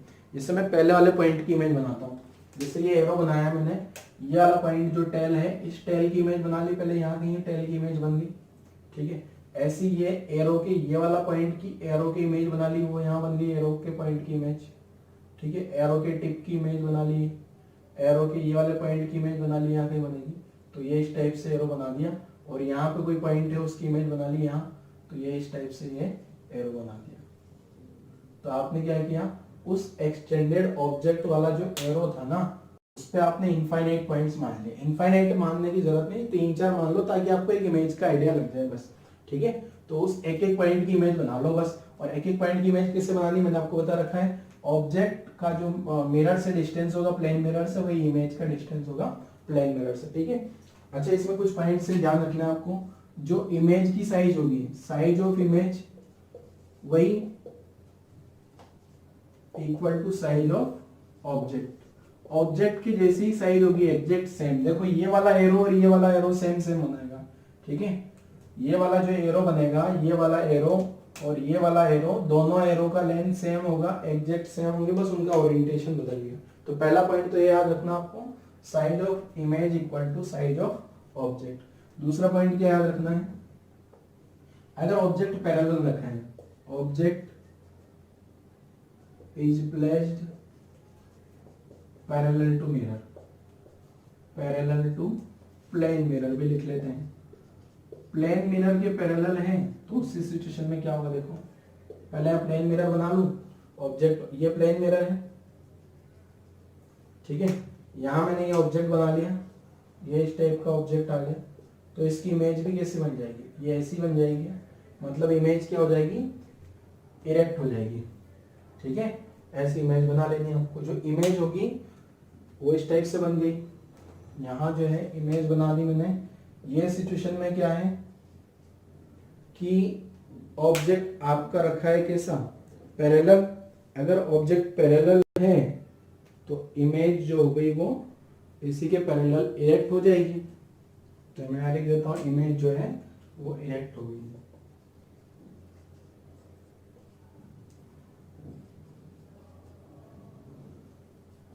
दूसरा वाले केस में क्या है, ऑब्जेक्ट इज परपेंडिकुलर। ऑब्जेक्ट जो है वो कैसा है, परपेंडिकुलर है, यहाँ पैरेलल लिखना, परपेंडिकुलर टू प्लेन मिरर। तो ऐसी सिचुएशन में क्या होगा, देखो पहले प्लेन मिरर बना लेता हूं, यहां प्लेन मिरर बनाता हूं, ये प्लेन मिरर आ गया, ठीक है, ये तो प्लेन मिरर आ गया। अब ये ऐसा ऑब्जेक्ट बना लिया मैंने, मान लो। तो ऑब्जेक्ट अगर ऐसा है तो इमेज बना के देखो जरा, इमेज कैसी बनेगी ऐसी सिचुएशन में। इमेज इरेक्ट बनेगी या इन्वर्टेड हो जाएगी। तो ऐसी सिचुएशन में आज इमेज देखोगे तो ये एरो की जो डिस्टेंस है वो एरो की इमेज यहाँ बनेगी, और टेल की मतलब ये ऐसी इमेज बनेगी। मतलब ये इमेज क्या होगी, इरेक्ट हो गई या इन्वर्ट हो गई। तो ऐसी सिचुएशन में जो है इमेज क्या हो जाएगी, इन्वर्ट हो जाएगी। क्लियर है। तो एक्सटेंडेड ऑब्जेक्ट वाला कॉन्सेप्ट समझ में आ गया होगा आपको। एक्सटेंडेड ऑब्जेक्ट में क्या करना है, उस ऑब्जेक्ट के खूब सारे पॉइंट्स मान लेने, इनफाइनाइट पॉइंट ऑब्जेक्ट, और उन सभी की इमेज बना लेनी है। देखो क्वेश्चन समझाता हूँ। पहला क्वेश्चन क्या है, draw the image of arrow in plane mirror. Arrow जो है हॉरिजॉन्टल है, ये एरो ड्रॉ किया मैंने, ये हॉरिजॉन्टल है। प्लेन मिरर हॉरिजॉन्टल से 45 डिग्री एंगल पे है। तो इस एरो की इमेज इस प्लेन मिरर में कैसी बनेगी, ये ड्रॉ करके बतानी है आपको, ठीक है। पहला क्वेश्चन तो ये है। दूसरा क्वेश्चन क्या है, calculate the minimum length of plane mirror, ठीक है। Calculate minimum length of plane mirror required to see the full image of observer. मान लो एक ऑब्जर्वर है, मैं खुद ऑब्जर्वर हूं, और मेरे को अपनी पूरी इमेज देखनी है, ठीक है। मतलब मेरा सिर भी दिखना चाहिए और साथ में पैर भी दिखना चाहिए। मतलब मेरी आंखों तक जो है रिफ्लेक्टेड रहे, कहां से, पैर भी दिखे मुझे और मेरा सिर भी दिखे। तो इसके लिए मुझे मिनिमम लेंथ जो है प्लेन मिरर का कितना चाहिए, ये सेकंड वाला क्वेश्चन है, ठीक है। तो सोल्व करो, वीडियो पॉज करो, पहले क्वेश्चन लिखना, नोट्स में क्वेश्चन लिखो और वीडियो पॉज करो। ये क्वेश्चन 2 मिनट में सोल्व करना है, ये क्वेश्चन 2 मिनट में सोल्व करना है, और ये क्वेश्चन में 3 मिनट, मतलब टोटल 5 मिनट में दोनों क्वेश्चन सोल्व कर लेने हैं। मैं कंटिन्यूअस सोल्व करता हूँ। देखो ये पहला तो मैंने क्या बताया आपको, ये वाला जो है इसकी इमेज बनाते हैं। अच्छा एक चीज ध्यान रखना हमेशा, जब भी सोल्व करो तो क्वेश्चन अलग रखना, सॉल्यूशन अलग में करना। मैं एक ही में कर रहा हूँ, ठीक है। तो देखो मैं सोल्व करता हूँ इस क्वेश्चन को, क्या है देखो, इसी में सोल्व कर देता हूँ मैं। सबसे पहले तो मैं इस टिप पॉइंट वाले की इमेज बनाता हूँ। मैंने क्या किया, यहां से ये परपेंडिकुलर ड्रॉप कर लिया गया। अब ये जो पॉइंट ऑब्जेक्ट है, ऑब्जेक्ट इस वाले पॉइंट ऑब्जेक्ट की इमेज जो है यहां भी बनेगी क्या, यहां इमेज बना ली मैंने। यहां कैसे बनेगी, देखो जितना डिस्टेंस ये होगा वही डिस्टेंस ये होगा। तो ये वाली डिस्टेंस देखो मैंने ये इतना मेजर कर लिया, तो ये वाली डिस्टेंस भी इतना आ गया। मतलब ये ओ पॉइंट का इमेज बन गया। ये ऑब्जेक्ट 1 पॉइंट बना लिया मैंने, 1 पॉइंट, ठीक है। ऐसे ही इस वाले पॉइंट पे तो इस मिरर पे परपेंडिकुलर ड्रॉप नहीं हो रहा है, तो इस मिरर को एक्सटेंड कर लिया। अब वो ड्रॉ हो गया क्या परपेंडिकुलर, ये एंगल 90। तो जितना डिस्टेंस यहां से था ना, ये उतना ही डिस्टेंस मैं नीचे चला जाऊं, तो नीचे चला जाऊंगा तो यहाँ आएगा, ठीक है। तो इस पॉइंट को अगर मैं O2 बोल दूं तो O2 की इमेज यहाँ बनेगी, और इसको मैं अगर ज्वाइन करूंगा ना तो इस टाइप का एरो बनेगा, ये वर्टिकल हो जाएगा हॉरिजॉन्टल से, क्योंकि ये एंगल जो है ना, मिरर का एंगल 45 डिग्री है, तो ये हॉरिजॉन्टल एरो का यहाँ पे वर्टिकल एरो में कन्वर्ट हो जाएगा, ठीक है। तो ये वाला तो आंसर आ गया, ठीक है। अब दूसरा वाला क्वेश्चन सोल्व करते हैं। ये आदमी वाला, उस आदमी को जो है, पर्सन जो है ऑब्जर्वर, उसको मिरर की लेंथ कितनी रिक्वायर्ड होगी। अच्छा क्वेश्चन में ये भी लिख लेना, h जो है हाइट ऑफ ऑब्जर्वर, उस ऑब्जर्वर की हाइट कितनी है, ऑब्जर्वर की हाइट h है, ठीक है। तो मिरर का हाइट कितना, मिरर का लेंथ कितना रिक्वायर्ड होगा। तो मैं सोल्व करता हूँ इस क्वेश्चन को, इधर यहाँ सोल्व कर देता हूँ। मैं आदमी बना रहा हूँ, ये मैंने आदमी बना लिया, ठीक है, स्ट्रेट एकदम। ये आदमी के पैर आ गए, ये आदमी का सर आ गया, हेड, लेग, और यहाँ उसकी आंख आ गई है, आई, ठीक है। अब मैंने प्लेन मिरर बना लिया यहाँ पे। अभी तो खूब सारा प्लेन मिरर बना देता हूँ मैं, पर मिनिमम जो रिक्वायर्ड होगा वो चेक कर लेंगे अपन, ठीक है। मिनिमम कितना है, तो देखो पहला तो क्या है, उसको उसकी आंख पे ये लेग ये लेग वाला पोजीशन दिखे, मीन्स उसके पैर दिखे उसको, तो पैर दिखेंगे मतलब पैर से जो रे चल रही है वो टकरा के उसकी आंख तक पहुंच जाए। ठीक है, तो टकरा के उसकी आंख तक पहुंचाना है तो पहुंचा देते हैं। ये रे आ गई यहां तक टकरा के, पैर से टकरा के, पैर से जो रे आ रही थी टकराई, मिरर पे टकरा के आंख तक पहुंच गई। ठीक है, अगर ये एंगल है कुछ अल्फा तो ये वाला एंगल भी कितना हो जाएगा अल्फा। ठीक है, मतलब यहां से यहां तक की अगर डिस्टेंस में मान लो कुछ x, तो यहां तक की ये डिस्टेंस भी कितनी हो जाएगी x। ठीक है, मतलब इसके नीचे वाला मिरर नहीं भी हो तो काम चलेगा, इसके नीचे तो मुझे कुछ इतना ही मिरर है ना। दूसरा, अब उसका सर भी दिखे ऑब्जर्वर को, तो यहां से जो रे टकरा के सर आंख तक पहुंच जानी चाहिए, तो ये रे आई इंसिडेंट हुई और टकरा के यहां पहुंच गई। ये मैंने नॉर्मल ड्रॉ कर लिया इसका, ये नॉर्मल ड्रॉ कर लिया। ठीक है, तो ये वाली डिस्टेंस मैंने y मान ली, तो ये वाली डिस्टेंस भी y होगी, सिमेट्री से ऐसा बोल दूं। अब जो है इसके ऊपर वाला अगर मिरर नहीं भी होगा तो काम चल जाएगा। ठीक है, तो ये हो गया आपका आंसर। चेक कर लेते हैं यहाँ पे हम। कैपिटल H, कैपिटल H क्या था, आदमी का हाइट, तो आदमी का हाइट क्या क्या हो रहा है यहाँ से x प्लस y, तो आदमी का हाइट कितना हो गया 2x plus Y, 2x plus 2y होगा। यहाँ से यहाँ तक देख लो आप। अब मिरर का हाइट कितना चाहिए, मिरर का लेंथ देखो कितना हो गया, ये तो x हो गया और ये y हो गया, मतलब आंसर जो होगा लेंथ ऑफ मिरर कितना हो गया x प्लस वाई, और वो कितना आ रहा है h/2। मतलब एक आदमी जो होगा उसको अगर अपना पूरा इमेज देखना है तो उसको कितना मिरर चाहिए, प्लेन मिरर, h/2 का प्लेन मिरर चाहिए। h/2 लेंथ का अगर प्लेन मिरर मिल जाएगा ना उसको, तो उसको उसकी पूरी की पूरी इमेज दिख जाएगी, उसका सर भी दिख जाएगा और उसका पैर भी दिख जाएगा। पर उस मिरर को एक पर्टिकुलर पोजीशन पे लगाना पड़ेगा मुझे, हर पोजीशन पे नहीं दिखेगा। अगर ये मान लो आदमी का लेंथ 160 सेंटीमीटर है, मिरर कितना चाहिए मुझे 80, तो यहाँ अगर ये आदमी खड़ा हुआ है, ये आदमी बना दिया मैंने। ठीक है, वही अपना आदमी, ये आ गया आदमी। अब मैं अगर यहाँ मिरर लगा दूं तो उसको पूरी इमेज नहीं दिखेगी। ठीक है ना, अपनी खुद की इमेज देखनी तो उसको यहाँ सेट करना पड़ेगा, यहाँ बीच में ऐसा कुछ। ठीक है, कैसा सेटलमेंट करना है ये इसके लिए एक क्वेश्चन देता हूँ जरा मैं, आप ट्राई करना जरा। ये आदमी बनाते हैं अपन, आदमी स्ट्रेट बना देते हैं एकदम, ये आदमी आ गया मान लो। ठीक है, और आदमी की हाइट आपने क्या मान ली, ये आदमी का सिर बना दिया h, ये आदमी की आंखें आ गई E, और ये आदमी के पैर आ गए L, जो पर्सन है जो ऑब्जर्वर है। और आदमी की हाइट जो है ये मान लेनी है। आदमी की टोटल हाइट कितना दिया है, आदमी मान लिया 160 सेंटीमीटर की हाइट है, 160 सेंटीमीटर ये आदमी की हाइट दे दी। और क्वेश्चन में ऐसा बोला गया है कि जो आदमी की आंखें हैं वो सिर से 10 सेंटीमीटर नीचे लगी हुई है। ठीक है, तो पहला क्वेश्चन, मिरर कितना रिक्वायर्ड होगा, मिरर का लेंथ, यही क्वेश्चन अपना, find minimum length of mirror so that observer can see complete image of himself. उस आदमी जो है अपनी इमेज पूरी की पूरी देख पाए, तो उसको मिरर का लेंथ कितना चाहिए। अब देखो आदमी का लेंथ कितना है, यहाँ से यहाँ तक 160 सेंटीमीटर, आदमी का लेंथ 160 सेंटीमीटर है ना, इसलिए मुझे मिरर का लेंथ तो आ गया 80 सेंटीमीटर। पहला आंसर तो इजी है, पर दूसरा वाला आंसर कभी पूछा जा सकता है कि उस मिरर को ग्राउंड से कितना हाइट पे रखूं मैं। अब ग्राउंड से कितना हाइट पे रखना होगा उस मिरर को।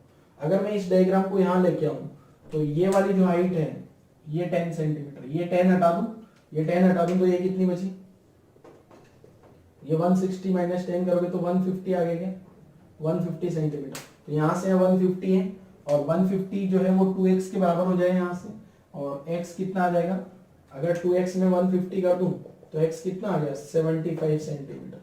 मतलब उस आदमी को यहाँ ग्राउंड से जो प्लेन मिरर लगाना होगा ना, वो कितना ऊपर लगाना होगा 75 सेंटीमीटर पर। अगर उसने 75 सेंटीमीटर पे इस मिरर को एडजस्ट कर लिया तो वो अपने आप की पूरी इमेज देख पाएगा, सिर से लगा के पैर तक। ठीक है, इसमें एक चीज और ध्यान रखना, ये जो आदमी है उसको अपनी इमेज देखने के लिए मिरर का लेंथ कितना रिक्वायर्ड है, h/2। h क्या है, उसकी खुद की हाइट। अब ये इस बात पे डिपेंड नहीं करता कि मिरर कितना दूर लगाया है, कितना पास लगाया है। यही मिरर अगर ये वाली डिस्टेंस पे डिपेंड नहीं करता, ये वाली डिस्टेंस मतलब मिरर और आदमी के बीच का सेपरेशन क्या है, उस सिचुएशन पे कोई डिपेंडेंसी नहीं है। अगर मान लो मैं इस प्लेन मिरर को यहां भी ला दूंगा ना, इस प्लेन मिरर को यहां भी ला दूंगा, यहां भी, यहां ला दिया प्लेन मिरर को, तो भी वो देख पाएगा। यहां से रे आई है और ये रे टकरा के यहाँ आ गई, यहां से रे यहाँ आई और टकरा के यहाँ आंख पे आ गई। ठीक है, तो ये आदमी जो है, आदमी का और मिरर का दोनों के बीच में सेपरेशन कितना है, उस चीज दोनों के बीच की सेपरेशन से इंडिपेंडेंट आंसर आता है। हमेशा आंसर h/2 आएगा, जो भी मिरर का लेंथ होगा। ठीक है, तो आपको इस टाइप से क्वेश्चन सॉल्व कर लेना है। क्वेश्चन एक्सप्लेन करता हूं, देखो क्या है। एक पॉइंट ऑब्जेक्ट और एक प्लेन मिरर है। ठीक है, तो पहले क्वेश्चन में तो क्या हो रहा है, पहला क्वेश्चन ये रहा, object is moved by 10 centimetre. ठीक है, ऑब्जेक्ट कितना चला, 10 centimetre away from the mirror, mirror से दूर गया। Find the distance which the image will move, image कितना चलेगी। ठीक है ना, पहला क्वेश्चन। दूसरे में क्या किया, if the mirror is moved by 10 centimetre away from the object find the distance which the image will move. ठीक है, तो वीडियो पॉज करो और 2 मिनट में दोनों क्वेश्चन सोल्व करो। इजी है, दिखने में बड़े क्वेश्चन बल्कि इजी है। तो मैं पहला क्वेश्चन सोल्व कर रहा हूँ। ठीक है, फर्स्ट वाला पार्ट, ये जो फर्स्ट क्वेश्चन मान लिया, इसको सेकंड क्वेश्चन मान लिया। देखोगे यहाँ प्लेन मिरर बना दिया मैंने। ठीक है, पहले यहाँ कहीं ऑब्जेक्ट रखा होगा, ये ऑब्जेक्ट बना दिया। अगर ऑब्जेक्ट का डिस्टेंस यहाँ से यहाँ डी है, तो इमेज का डिस्टेंस भी कितना होगा, डी, और यहाँ इमेज बन रही होगी पहले। ठीक है, अब क्या हुआ, अब हुआ ये ऑब्जेक्ट कितना चल गया, 10 सेंटीमीटर दूर गया। मान लो यहाँ आ गए हैं, ये 10 सेंटीमीटर चल के ऑब्जेक्ट यहाँ पहुंच गया, ये ऑब्जेक्ट यहाँ आ गया, तो इमेज किधर चली जाएगी। अभी मिरर में कोई चेंज नहीं किया मैंने, ऑब्जेक्ट को दूर ले गया 10 सेंटीमीटर, तो इमेज भी इधर भाग जाएगी। ऑब्जेक्ट किधर गया, देखो ऑब्जेक्ट यहाँ से जो है इधर चल के 10 सेंटीमीटर आ गया यहाँ पे, तो इमेज भी इधर चल गई होगी कितना, 10 सेंटीमीटर, यहाँ आ गई होगी इमेज, तो इमेज 10 सेंटीमीटर चलेगी। पहला वाला आंसर तो ये आ गया। बट किधर चलेगी इमेज, ऑब्जेक्ट अवे दिख रहा है तो इमेज भी अवे चली जाएगी। तो पहले का आंसर क्या हो जाएगा, तो इमेज विल मूव, इसका आंसर हो जाएगा image will move 10 centimetre away. ठीक है, अवे फ्रॉम मिरर, तो पहला आंसर क्या हो गया। ठीक है, आप सॉल्यूशन अलग से लिखना, उसी में मत कर देना सब गड़बड़। दूसरा देखो, सेकंड में क्या करना है, देखो सेकंड वाला डायग्राम बनाता हूं मैं। यहां मिरर आ गई, ये मिरर आ गई, ऑब्जेक्ट मान लिया यहाँ पे है ऑब्जेक्ट, ये ऑब्जेक्ट बना दिया। ऑब्जेक्ट का डिस्टेंस कितना है, डी, ऑब्जेक्ट का डिस्टेंस कितना बना लिया मैंने, डी बना लिया ऑब्जेक्ट का डिस्टेंस ये। तो इमेज भी कहाँ बन रही होगी, ये डी डिस्टेंस पे इमेज बन गई होगी यहाँ पे, ये इस पॉइंट पे मैंने इमेज बना ली। ठीक है, अब यहाँ क्या किया है मैंने, चलाया है किसको, मिरर चलाया क्या 10 सेंटीमीटर, और अवे फ्रॉम दी ऑब्जेक्ट चलाए, मतलब ये मिरर चलते चलते यहाँ से चला और चला आगे, यहाँ आ गया होगा मिरर, इस टाइप से आगे गया मिरर। कितना, यहाँ से यहाँ तक की डिस्टेंस कितनी है, 10 सेंटीमीटर, 10 सेंटीमीटर चला जैसा कि मैंने क्वेश्चन में लिखा है। तो इमेज भी कितना, अब देखो अगर अब मैं इस सिचुएशन में देखूं तो ऑब्जेक्ट से इस नई सिचुएशन में ऑब्जेक्ट की डिस्टेंस मिरर से कितनी हो जाएगी, d+10। ठीक है, तो इमेज यहां चली जाएगी कितने पे, d+10 पे, इमेज आ गई कितने पे, d+10 पे, यहां आ गई इमेज चलते चलते। ऑब्जेक्ट तो वहीं फिक्स है, ठीक है, मिरर के चलने के कारण इमेज भी चलेगी। ठीक है, अब देखता हूं यहां से रेफरेंस लेके देखो आप, यहां से इस इमेज का डिस्टेंस कितना था, 2d, ये ऑब्जेक्ट का मिरर से d और इमेज का मिरर से d, तो ऑब्जेक्ट से इमेज के बीच का डिस्टेंस 2d था। ठीक है, अब ऑब्जेक्ट और इमेज के बीच का डिस्टेंस देखो कितना हो गया, तो ये हो गया d+10, मतलब ये जो इमेज यहां से भागती हुई इधर आ गई कितना, 20 सेंटीमीटर। मतलब अपना आंसर होगा इमेज विल मूव 20 सेंटीमीटर। ठीक है, अवे दी मिरर, मिरर से दूर जा रही है, तो इसका आंसर हो जाएगा क्या, 20 सेंटीमीटर अवे फ्रॉम मिरर। ठीक है, यहां से अपन एक कॉन्सेप्ट समझेंगे। देखो क्या, अगर मान लो यहाँ पे मिरर लगा हुआ है, कॉन्सेप्ट क्या है, ये दोनों क्वेश्चन तो आपको क्लियर हो गए होंगे। अभी अगला कॉन्सेप्ट ये है, अगर मान लो ये प्लेन मिरर है, ठीक है, प्लेन मिरर में क्या है, अगर यहाँ पे पहला क्वेश्चन देखो, ये वाला फर्स्ट क्वेश्चन, ऑब्जेक्ट इधर जा रहा है 10 मीटर पर सेकंड से, सॉरी दूर, ऑब्जेक्ट इधर गया 10 मीटर पर सेकंड से, तो इमेज भी इधर जाएगी, इमेज इधर जाएगी, वो भी कितने से, 10 मीटर पर सेकंड, ठीक है।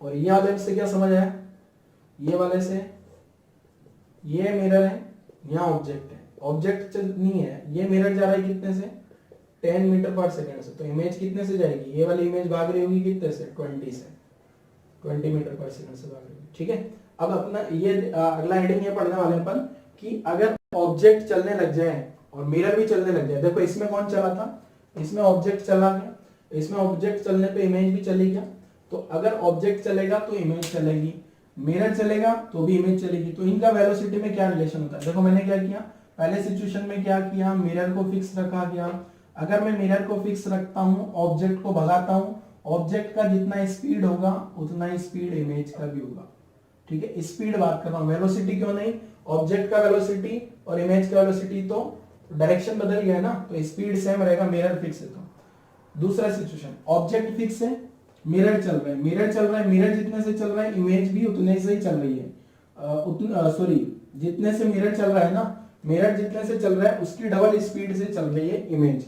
अगर मान लो इस टाइप का प्रॉब्लम हो, क्वेश्चन इस टाइप से हो, मान लो ये प्लेन मिरर आ गया यहाँ पे और यहाँ ऑब्जेक्ट आ गया, ऑब्जेक्ट ऊपर जा रहा है 10 मीटर पर सेकंड से, तो इमेज कितने से चलेगी, इमेज किधर जाएगी, यहाँ कहीं इमेज होगी, इमेज किधर जाएगी, जल्दी सोचो, ऊपर नीचे दाएं बाएं किधर जाएगी, लेफ्ट राइट, तो यहाँ इमेज जाएगी ऊपर, वो भी कितने से जाएगी, 10 मीटर पर सेकंड से, क्लियर है। अगर मान लो इस टाइप से होता, ये प्लेन मिरर बना दिया मैंने, ऑब्जेक्ट इधर आ रहा होता, ऑब्जेक्ट आ रहा होता इधर 10 मीटर पर सेकंड से, तो इमेज यहाँ बनती, वो इमेज किधर जाती, वो इमेज इधर पास में आ रही होती क्या, 10 मीटर पर सेकंड से। तो इसमें जो है एक सिचुएशन ये आ गई। अब मैं क्या करता हूँ, मिरर को चला के देखता हूँ, इसमें जैसे मिरर को चलाया था ना मैंने, ऐसे मिरर का एक पोजीशन और हो सकता है। मान लो ये ऑब्जेक्ट यहाँ पे रखा हुआ है, ये ऑब्जेक्ट यहाँ रखा हुआ है और ये प्लेन मिरर जो है, इस प्लेन मिरर को मैं वाई डायरेक्शन में भगाता हूँ 10 मीटर पर सेकंड से, तो इमेज कितना स्पीड से भागेगी, सोचो जल्दी। ऑब्जेक्ट यहाँ है, ऑब्जेक्ट है, मिरर 10 से जा रहा है ऊपर, तो इमेज कितने से भागेगी, ऑब्जेक्ट रेस्ट में है, ठीक है, तो इमेज कितने से भागेगी, सोचो जल्दी। यहाँ जो इमेज बनेगी, क्या इमेज का कोई वेलोसिटी आएगा क्या, ये इमेज रेस्ट में रहेगी। इमेज रेस्ट में क्यों रहेगी, क्योंकि ये जो है ना, ये मिरर ऊपर जा रहा है और ये परपेंडिकुलर डिस्टेंस वही है क्या, तो यही परपेंडिकुलर डिस्टेंस यहाँ भी आने वाली है। अब इसको लिख लेते हैं अपन। नेक्स्ट है velocity of image, velocity of image in plane mirror. अगर प्लेन मिरर के केस में ऑब्जेक्ट चल रहा होगा तो इमेज कैसे चलेगी। इसमें केस फर्स्ट ले लूं मैं, case first, if object velocity perpendicular to the plane mirror, ठीक है, मतलब जो है ऑब्जेक्ट चल रहा होगा किधर, प्लेन मिरर के परपेंडिकुलर। मैं यहाँ एक प्लेन मिरर बना लेता हूँ, तो एक प्लेन मिरर बना लेते हैं, यहाँ प्लेन मिरर बना लिया मैंने, ये प्लेन मिरर बना लिया, ठीक है। अगर मान लो ऑब्जेक्ट इस डायरेक्शन में आ रहा है, यहाँ ऑब्जेक्ट बना लिया, और तो यहाँ पे जो इमेज होगी, अगर इस मिरर के रेस्पेक्ट में देखूँ, रिलेटिव मोशन में अपन ने क्या पढ़ा था, जिसके रेस्पेक्ट में देखते हैं ना उसको रेस्ट में मान लेते हैं। अगर ये मिरर रेस्ट में होगा तो इमेज इधर जा रही होगी क्या, ठीक है, ये इमेज इधर जा रही है, जितना वेलोसिटी से ये होगा ये इतना ही वेलोसिटी से ये आएगा, मतलब जो इमेज का वेलोसिटी आएगा मिरर के रेस्पेक्ट में माइनस लगा देना है। माइनस क्यों, क्योंकि अपोजिट डायरेक्शन में हो गई, तो velocity of object with respect to mirror. तो मुझे क्या करना है, देखो ये कौन सा वाला कंपोनेंट आएगा वेलोसिटी का, वेलोसिटी जो है परपेंडिकुलर, मिरर के परपेंडिकुलर डायरेक्शन में जो भी वेलोसिटी होगी ना ऑब्जेक्ट की, उसको अपोजिट कर दो तो इमेज की आ जाएगी, ठीक है। इमेज का वेलोसिटी ऑब्जेक्ट के अपोजिट हो जाएगा मिरर के रेस्पेक्ट में, क्योंकि मिरर रेस्ट में है क्या, विद रेस्पेक्ट टू मिरर है ना, तो VIM क्या हो गया, velocity of image with respect to mirror, velocity of image with respect to mirror, velocity of object with respect to mirror, और कौन सी डायरेक्शन में है, परपेंडिकुलर डायरेक्शन की वेलोसिटी। ठीक है, तो केस नंबर फर्स्ट हो गया। केस नंबर सेकंड समझते हैं जरा। केस सेकंड में क्या हो जाएगा, if object velocity parallel to plane mirror, parallel to plane mirror, अगर ऑब्जेक्ट जो है प्लेन मिरर के अबाउट चल रहा होगा तो इमेज किधर भागेगी। देखो ये मैंने प्लेन मिरर बना लिया, ऑब्जेक्ट ऊपर जा रहा होगा, मान लो ये ऑब्जेक्ट बना लिया यहाँ पे, ठीक है, तो इमेज भी किधर जाएगी, ऊपर जाएगी इमेज भी। तो इस सिचुएशन में माइनस नहीं आएगा, velocity of image with respect to mirror equal to velocity of object with respect to mirror. ठीक है, तो ये दोनों फॉर्मूले याद रखने हैं। ये वाला फॉर्मूला कब लगाना है, ये वाला फॉर्मूला कब लगाना है आपको, जब पैरेलल हो, और ये कब लगाना है, जब परपेंडिकुलर हो। तो दोनों फॉर्मूले आपको याद रखने हैं। ठीक है, अब अगर मान लो ना, case number third, case number third को नहीं लिख रहा हूं मैं, डायरेक्ट ऐसे समझ लेते हैं बस। केस नंबर थर्ड में क्या है, अगर मान लो पैरेलल भी ना हो, परपेंडिकुलर भी ना हो, पैरेलल भी नहीं है और परपेंडिकुलर भी नहीं है, तो आप क्या करोगे, फिर कंपोनेंट कर लेना। ये मान लो ऑब्जेक्ट जो है ऐसे जा रहा है ऑब्जेक्ट, तो आप क्या करोगे, इस ऑब्जेक्ट के एक कंपोनेंट और दूसरा कंपोनेंट, ये कंपोनेंट जो भी होगा, ये वाला तो कंपोनेंट पैरेलल, तो केस फर्स्ट लगा के कंपोनेंट का वेलोसिटी निकाल लेना इधर, दूसरे से ये पैरेलल, तो पैरेलल वाला वेलोसिटी निकाल लेना, तो इमेज का वेलोसिटी आ जाएगा यहाँ से। ठीक है, तो जितना स्पीड यहाँ आएगा ना उतना स्पीड यहाँ भी आएगा इमेज का, अगर मिरर रुका हुआ है तो। ठीक है, तो केस नंबर थर्ड में क्या करोगे, कंपोनेंट करके 1 एंड 2 से सोल्व कर लेना है। ठीक है, इसका क्वेश्चन देता हूँ, 2-3 क्वेश्चन देता हूँ, फिर सोल्व करते हैं। क्वेश्चन क्या है, क्वेश्चन समझते हैं। देखो, वेलोसिटी प्रॉब्लम से related, find velocity of image with respect to mirror and with respect to ground. जो इमेज का वेलोसिटी है ग्राउंड के रेस्पेक्ट में, मिरर के रेस्पेक्ट में, दोनों के रेस्पेक्ट में बताना है। मैंने ग्रीन कलर से सेपरेट कर दिया, तीनों क्वेश्चन में सेम क्वेश्चन है, 3 पार्ट है क्वेश्चन के, मींस फर्स्ट सेकंड थर्ड। पहले क्वेश्चन में क्या है, देखो ऑब्जेक्ट राइट जा रहा है 5 से, मिरर लेफ्ट में आ रहा है 1 से, दूसरे में ऑब्जेक्ट ऊपर, मिरर भी ऊपर, तीसरे में जो है मिरर लेफ्ट में आ रहा है, ऑब्जेक्ट चल रहा है 10 से 37 हॉरिजॉन्टल पे। तो वीडियो पॉज करो, और टोटल आपके पास 2-2 मिनट है तीनों क्वेश्चन के, 2 मिनट 2 मिनट, और इसका 3 मिनट है। ये थोड़ा इसमें कंपोनेंट करोगे ना तो ज्यादा टाइम लगेगा, तो 7 मिनट में आपको पूरा क्वेश्चन सोल्व करना है। मैं कंटिन्यू सोल्व करता हूँ, पहले क्वेश्चन लिखो और फिर सोल्व करो। ठीक है, तो मैं सोल्व कर देता हूँ फर्स्ट क्वेश्चन। फर्स्ट क्वेश्चन में क्या है, देखो ये आपको पता है, ये जो है परपेंडिकुलर वाला केस लगा लेते हैं पहले, जो पहला परपेंडिकुलर डायरेक्शन वाला, परपेंडिकुलर वाला लगाया मैंने, तो देखो क्या लिखूंगा, VIM माइनस ऑफ VOM, क्योंकि यहाँ तो सारी वेलोसिटी परपेंडिकुलर ही आ रही है ना, तो वेलोसिटी जो इमेज, ये तो VIM का मतलब समझ जाना, velocity of image with respect to mirror, velocity of object with respect to mirror, तो VIM minus of VO minus VM, ये ऐसा लिखना आता होगा आपको रिलेटिव वेलोसिटी का कॉन्सेप्ट से। तो VIM कितना आ गया, माइनस ऑब्जेक्ट का वेलोसिटी कितना आ गया, 5i cap minus 1 minus i cap. तो यहाँ से सोल्व करूंगा तो कितना आ गया, VIM का मतलब इमेज की वेलोसिटी मिरर के रेस्पेक्ट में, ये माइनस और ये माइनस क्या हो गया, प्लस, तो यहाँ हो गया 6i कैप, तो ये हो गया माइनस 6i कैप। ये तो इमेज का वेलोसिटी मिरर के रेस्पेक्ट में आया, तो एक आंसर तो आ गया विद रिस्पेक्ट टू मिरर वाला। अब विद रिस्पेक्ट टू ग्राउंड निकालना है ना, तो इस VIM को क्या लिख सकता हूँ, VI माइनस VM। अब ये VI क्या है, velocity of image with respect to ground, velocity of mirror with respect to ground, ऐसे यहाँ पे भी था ऑब्जेक्ट का वेलोसिटी ग्राउंड के रिस्पेक्ट में। ठीक है, तो ये माइनस 6i कैप हो गया।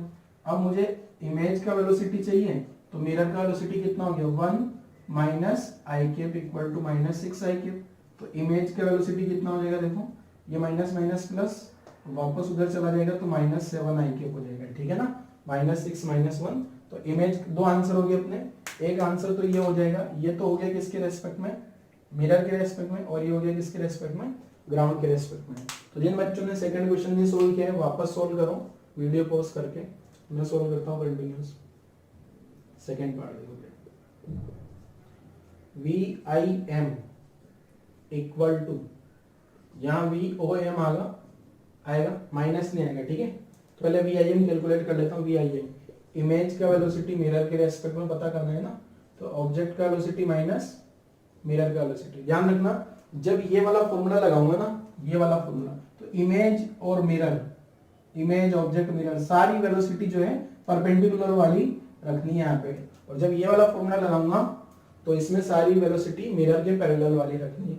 तो वी आई एम कितना आ गया, देखो वी आई एम ऑब्जेक्ट का वेलोसिटी कितना है 5 जेके, मिरर का कितना है 1 जेके, ठीक है। तो कितना हो गया, इमेज का वेलोसिटी जो है मिरर के रेस्पेक्ट में कितना आ गया 4 जेके, तो 4 जेके आ गया। एक आंसर तो ये हो गया। दूसरा आंसर क्या लिखूं, V I minus V M लिख दूंगे इसको इक्वल टू 4 जेके। तो वी आई मिरर का वेलोसिटी कितना 1 जेके 4 जेके, तो जो इमेज जा रही होगी वो कितने से भाग रही होगी 5 जेके से। मतलब देखो अभी मैंने आपको डायरेक्ट बताया था ना, अगर ये मिरर चलेगा तो इस ऑब्जेक्ट का जितना वेलोसिटी 5 है उतना ही वेलोसिटी इमेज का भी रहेगा, क्योंकि ये तो परपेंडिकुलर ही रहेगा ना, इस मिरर के चलने का कोई फर्क नहीं पड़ेगा। तो इमेज का वेलोसिटी आ गया, मतलब ये दो आंसर आ गया अपना, मिरर के रेस्पेक्ट में और ग्राउंड के रेस्पेक्ट में। तीसरे वाले क्वेश्चन सोल्व करने के लिए तीसरे वाले क्वेश्चन में मुझे क्या करना पड़ेगा, पहले कंपोनेंट करने पड़ेंगे। तो कंपोनेंट कर देता हूं मैं, ठीक है। अगर आपने अभी तक नहीं सोल्व किया है तो उसको सोल्व करो पहले। तो तीसरे क्वेश्चन में जो है ना आपको दो डायरेक्शन में फॉर्मूला लगाना पड़ेगा। दो कैसे लगाना है, थर्ड वाला, थर्ड क्वेश्चन सोल्व कर लेते हैं। तो देखो थर्ड वाले क्वेश्चन में क्या, मिरर इधर आ रहा है 1 मीटर पर सेकंड से, मिरर का तो वेलोसिटी है 1 मीटर पर सेकंड, और ये जो ऑब्जेक्ट है इसका वेलोसिटी 10 के दो कंपोनेंट करूंगा। ये आ गया 10 cos 37 और cos 37 का वैल्यू पुट कर लो कितना 4/5, तो ये हो गया 8, और ये वाला कंपोनेंट हो जाएगा कितना 10 sin 37, तो 10 इंटू 3/5, तो कितना हो गया 6, ठीक है। तो अब मैं पहले तो लिखता हूँ परपेंडिकुलर डायरेक्शन में। परपेंडिकुलर डायरेक्शन जो मैंने बताया था ना, मिरर का परपेंडिकुलर डायरेक्शन में कौन सा फॉर्मूला लगाना है। देखो मिरर के कंपोनेंट करने की जरूरत क्यों नहीं पड़ी, क्योंकि मिरर का तो हॉरिजॉन्टल में भी परपेंडिकुलर डायरेक्शन में मूव हो रहा है ना मोशन। तो वी आई एम इसमें मैंने बताया था minus V O M, V I M का मतलब क्या हो गया, इमेज का वेलोसिटी मिरर के रेस्पेक्ट इक्वल टू माइनस, इसको लिख दूं ऑब्जेक्ट का वेलोसिटी माइनस मिरर का वेलोसिटी। कौन सी डायरेक्शन में लिखना है, मिरर के परपेंडिकुलर। तो मिरर के परपेंडिकुलर ऑब्जेक्ट कितने से जा रहा है, देखो 8 आई के माइनस मिरर कितने से आ रहा है 1 माइनस आई के। तो यहां से सोल्व करूंगा तो जो इमेज का वेलोसिटी मिरर के रेस्पेक्ट में आया वो कितना आ गया, वो -9 आई के आ गया, ठीक है। अब इसको मैं क्या लिख सकता हूँ, वी आई एम को V I minus V M, ये कितना आ गया -9 आई के। तो वी आई ये वी एम कितना आ जाएगा, मिरर कितने से चल रहा है 1 माइनस आई कैप से, तो यहाँ -9 आई कैप। तो इमेज का जो वेलोसिटी है वो कितना है, ये माइनस इधर चला जाएगा तो -10 आई कैप आ गया, ठीक है। ये ग्राउंड के रेस्पेक्ट में आया और ये मिरर के रेस्पेक्ट में आया। अब पैरेलल वाला के फॉर्मूला भी लगा लेते हैं। पैरेलल वाले में मैंने क्या बताया, इमेज का वेलोसिटी मिरर के रेस्पेक्ट में वही होगा जो ऑब्जेक्ट का होगा मिरर के रेस्पेक्ट में, ठीक है। तो पहले मिरर के रेस्पेक्ट में निकाल लेता हूँ। मिरर के रेस्पेक्ट में कितना आ गया, देखो ऑब्जेक्ट का वेलोसिटी माइनस मिरर का वेलोसिटी। तो इमेज जो आ रहा है मिरर का वो कितना आ रहा है, ऑब्जेक्ट का वेलोसिटी कितना हो गया 8 आई कैप, मिरर का कितना हो गया 1 माइनस आई कैप। तो इमेज का वेलोसिटी जो मिरर के रेस्पेक्ट में वो कितना आ गया 9 आई कैप, ठीक है। सॉरी इसमें क्या लिखना होगा मुझे जे कैप। तो इमेज, ये गड़बड़ लिख दिया थोड़ा सा, यहां मुझे कौन सी डायरेक्शन में लिखना है, पैरेलल में। ऑब्जेक्ट किधर जा रहा है, पैरेलल वेलोसिटी कितना है 6 जे कैप, ये पैरेलल वाली वेलोसिटी लिखनी है 6 जे कैप, ठीक है।